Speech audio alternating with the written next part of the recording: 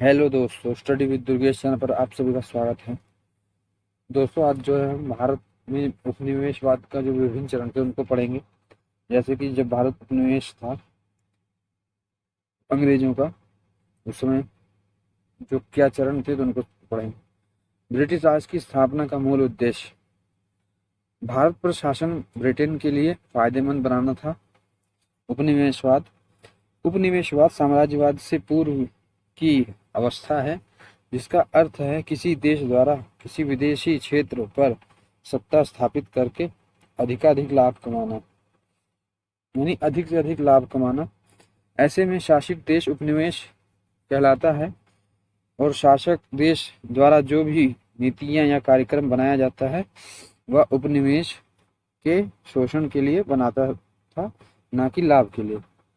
यानी जो भी वो नीतियां बनाता था वो उसका शोषण करने के लिए, धन की प्राप्ति के लिए, अपने फायदे के लिए बनाता था, ना कि उसके लाभ के लिए बनाता था। रजनी पाम दत्त ने अपनी प्रसिद्ध पुस्तक इंडिया टुडे, यानी आज का भारत में ब्रिटिश उपनिवेशवाद को 3 चरणों में बांटा। यह है वाणिज्यिक पूंजीवाद का चरण, यह 1757 से 1813 तक। फिर औद्योगिक पूंजीवाद का चरण, यह 1813 से 1857 तक। फिर है वित्तीय पूंजीवाद का चरण, यह 1858 से 1947 तक। प्रथम अवस्था वाणिज्यिक पूंजीवाद का चरण। भारत में ब्रिटिश उपनिवेशवाद की शुरुआत 1757 में हुई, जब प्लासी विजय के बाद बंगाल पर कंपनी का राजनीतिक प्रभुत्व स्थापित हुआ। इस काल में कंपनी के 2 उद्देश्य थे। पहला था भारत के साथ व्यापार पर एकाधिकार, क्योंकि इस अनुकूल स्थिति में कंपनी भारत में सस्ती वस्तुएं खरीद कर उसे महंगे दामों पर बेच सकती थी, क्योंकि कंपनी का भारत में कोई दूसरा प्रतिस्पर्धी नहीं था। दूसरा था भारत की सत्ता पर नियंत्रण स्थापित कर राजस्व पर एकाधिकार स्थापित करना, एवं उद्देश्य प्लासी और बक्सर युद्ध से प्राप्त हुआ। इसके बाद भारत का शोषण और धन का बहिर्गमन प्रारंभ हुआ, यानी कि यहाँ से धन जाने लगा। जैसे कंपनी ने भारतीय माल खरीदने के लिए इंग्लैंड से मुद्रा मंगाना बंद कर दिया। अब कंपनी भारतीय मुद्रा से भारतीय वस्तुएं सस्ते में खरीद कर उसे भारतीयों को ही महंगे दामों पर बेचने लगी, और जो लाभ प्राप्त होता था वह इंग्लैंड का था, ना कि भारत का। कंपनी का पहला निशाना भारतीय हस्तशिल्प उद्योग बना। देशी बुनकरों को बहुत कम मूल्य पर कपड़ा और धागे बुनने पर मजबूर किया गया। इनका शोषण किया या हुआ। फिर पर्सियल स्पीयर ने जो है इस काल को बेशर्मी और लूट का काल कहा है। के.एम. पनिक्कर ने विशेष रूप से 1765 से 1772 के काल को टाकू राज्य कहा है। फिर है औद्योगिक पूंजीवाद का चरण, ये 1813 से 1857 ईस्वी तक। इस चरण की शुरुआत तब हुई जब 1813 के चार्टर एक्ट द्वारा भारत के व्यापार पर कंपनी का एकाधिकार समाप्त कर दिया गया। चाय और चीनी के साथ, यानी चाय और चीन को जो है, यानी चीन के साथ, चाय को छोड़कर जो है चीन के साथ व्यापार करना था। पृष्ठभूमि इसकी देखते हैं। 1750 के दशक में औद्योगिक क्रांति हुई। इससे 2 तरह की समस्याएं हुई। पहली थी ब्रिटिश कारखानों में निर्मित वस्तुओं को खपाने के लिए बाजार कहाँ से लाया जाए। दूसरी, कारखानों के लिए कच्चा माल कहाँ से इंतजाम हो। यही कारण था 1813 के चार्टर एक्ट द्वारा भारत में कंपनी के एकाधिकार को समाप्त कर दिया गया तथा भारत में सभी व्यापारियों को व्यापार की अनुमति दी गई। ब्रिटिश कारखानों में निर्मित वस्तुओं के बाजार के रूप में विकसित किया गया। साथ ही भारत को ब्रिटिश उद्योगों के लिए कच्चे माल के स्रोत के रूप में विकसित किया गया। 1813 के बाद भारतीय बाजारों को ब्रिटिश कारखानों में निर्मित सस्ते कपड़ों से पाट दिया गया। भारत के हाथ से बने हुए कपड़े प्रतियोगिता में ठहर न सके। इससे भारतीय कपड़ा उद्योग और हस्तशिल्प उद्योग बर्बाद हो गया तथा बेरोजगारी बढ़ी।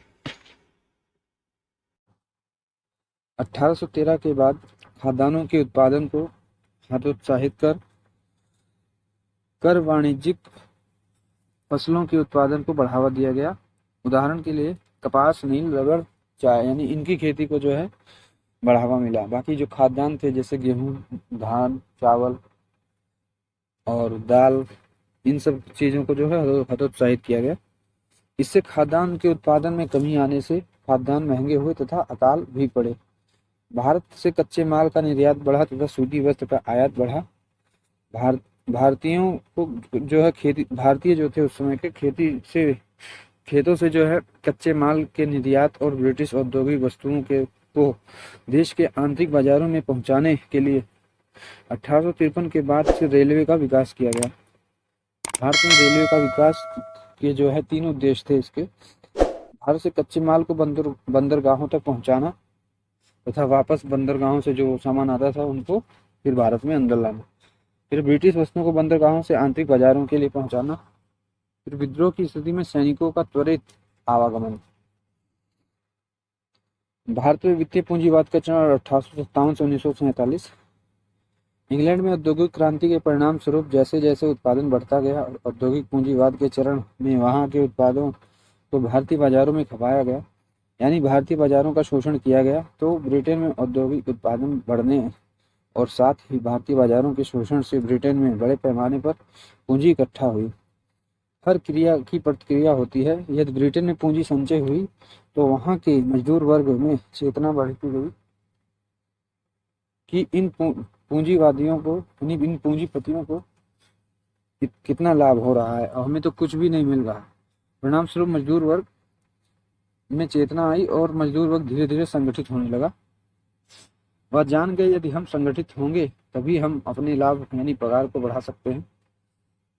तो मजदूर वर्ग संगठित हो गया सौदेबाजी करने के लिए कि हमारा पगार और बोनस इतना बढ़ना चाहिए।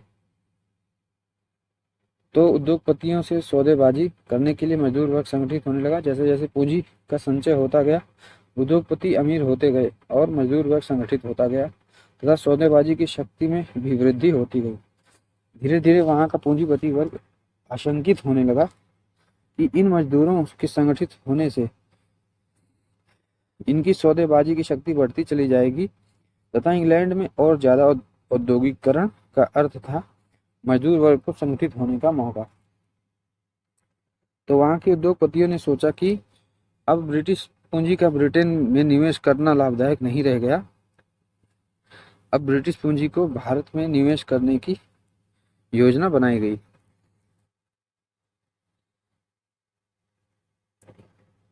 इसका मतलब यह था कि इस पूंजी का निवेश करने का तरीका क्या हो भारत में। तो यहाँ भारत सरकार को भी प्रशासनिक और व्यापारिक आवश्यकताओं के चलते रेलवे का विकास की जरूरत थी। हालांकि रेलवे का विकास 1853 में औद्योगिक पूंजीवाद के चरण में ही प्रारंभ हो गया था, लेकिन भारत सरकार इसके लाभ से परिचित थी कि रेलवे का विकास बहुत तेजी से किया जाना चाहिए भारत में। तो भारत एक विशाल देश है, इतने विशाल देश में रेलवे के विकास के लिए बहुत बड़ी पूंजी चाहिए। तो भारत सरकार को भी रेलवे के विकास के लिए बहुत बड़ी पूंजी की जरूरत थी और वहाँ इंग्लैंड मजदूर वर्ग से भयभीत होकर वहाँ के पूंजीपति भारत में पूंजी का निवेश करना चाहते थे। तो ब्रिटिश पूंजीपतियों ने पूंजी का निवेश सार्वजनिक ऋण के माध्यम से किया, यानी भारत सरकार ने जो पूंजी प्राप्त की वो सार्वजनिक ऋण के रूप में किया। इस सार्वजनिक ऋण पर ब्याज भी देना था, यानी भारत सरकार को इस ऋण पर वहां की पूंजीपतियों को ऋण और लाभांश देना था। यहाँ जो भारत सरकार रेलवे के विकास में जो लाभांश प्राप्त करेगा वह भी देना था। 1939 के वर्ष तक आते आते भारत सरकार पर सार्वजनिक ऋण की जो मात्रा थी वह 88 करोड़ पाउंड तक पहुंच गई थी, यानी बड़े पैमाने पर ऋण दिया गया था भारत सरकार को। ब्रिटिश पूंजी का सबसे ज्यादा निवेश रेलवे के विकास में किया गया, न कि सूती कपड़ा में। उद्योग के विकास में दरअसल ब्रिटिश पूंजीपति अपने ही देश के व्यापार के प्रतिस्पर्धा में किसी अन्य देश को नहीं खड़ा करना चाहते थे। यदि वह भारत में सूती कपड़े उद्योग को में निवेश करते तो इंग्लैंड में जो सूती कपड़ा का आयात होता था उसमें गिरावट आती, यानी इंग्लैंड से जो कपड़े आते थे उनमें स्वाभाविक सी बात है कमी आती। इसके परिणाम स्वरूप इंग्लैंड में कारखानों में गिरावट आती तो जो ब्रिटिश पूंजीपति थे वह अपने ही देश के उद्योगों में प्रतिस्पर्धा नहीं खड़ा करना चाहते थे। यही कारण है कि भारत में सूती मिलों और लोहा इस्पात उद्योग में निवेश नहीं किया गया। सबसे ज़्यादा निवेश रेलवे के विकास में किया गया और रेलवे के बाद चाय, कॉफी, रबड़ और नील उद्योग में किया गया। नील का एक पौधा होता है, उस पौधे से जो है प्राकृतिक नील पैदा किया जाता है। उस प्राकृतिक नील से कारखानों में नीला रंग निकाला जाता है। यही कारण है कि भारत में वित्तीय पूंजीवाद के चरण में बड़े पैमाने पर नील, चाय, कॉफी के बड़े बड़े बागानों का विकास किया गया था। इन इन बागानों के विकास के लिए पूंजी इंग्लैंड से आई थी। तो दोस्तों ये थे हमारे उपनिवेशवाद के जो है विभिन्न चरण, इसको हमने कंप्लीट कर लिया है। दोस्तों वीडियो कैसा लगा जरूर बताएं। वीडियो को लाइक करें, चैनल को सब्सक्राइब करें, कमेंट करें, शेयर करें। जय हिंद, जय भारत, धन्यवाद।